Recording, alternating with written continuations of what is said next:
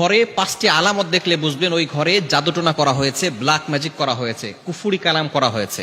যদি আপনি 5টি আলামত দেখেন তাহলেই মনে করবেন ঘরের ভিতরে ব্ল্যাক ম্যাজিক করা হয়েছে। বিশেষ করে আমাদের একেবারে কাছের মানুষ, রিলেটিভস যারা আছে, তারাই কিন্তু আমাদের উপরে ব্ল্যাক ম্যাজিক করে থাকে, জাদুটোনা করে থাকে।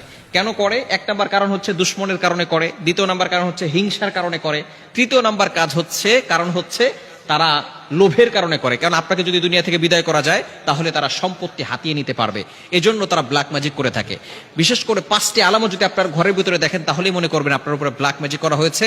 আপনি দ্রুত কোরআন থেকে সমাধান নেওয়ার চেষ্টা করবেন। নাম্বার 1 নাম্বার হচ্ছে যদি আপনার ঘরের ভিতরে সবসময় ঝগড়া লেগেই থাকে, স্বামী স্ত্রীকে দেখতে পারে না, স্ত্রী স্বামীকে দেখতে পারে না, একজন আরেকজনকে সহ্য হয় না, অনেক সময় ছেলে বাবাকে দেখতে পারে না, বাবা ছেলেকে দেখতে পারে না, এরকম যদি সমস্যা হয়, সব সময় ঝগড়া লেগেই থাকে, তাহলে মনে করবেন কেউ আপনার ঘরে ব্ল্যাক ম্যাজিক করেছে।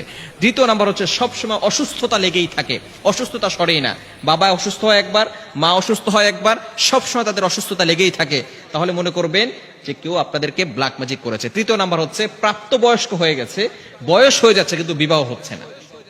অনেক মেয়েরা এরকম ফোন দেয়, হুজুর অনেক বয়স হয়ে গেছে কিন্তু বিবাহ হচ্ছে না। এটা কিন্তু জাদুটোনা ব্ল্যাক ম্যাজিকের একটি অন্যতম লক্ষণ, স্পষ্ট লক্ষণ। এই জন্য অবশ্যই সতর্ক থাকতে হবে।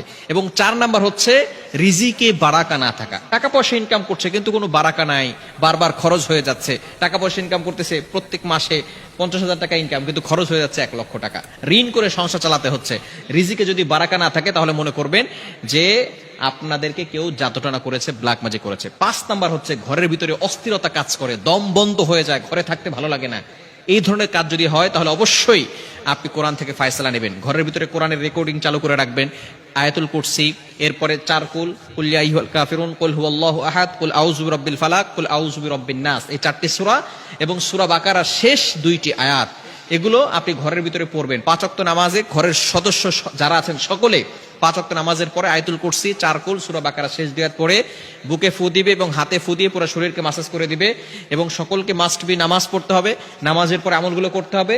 এবং মাগরিবের নামাজের পরে বিশেষ করে সূরা বাকারার তেলাওয়াত যতটুকু পারেন করবেন।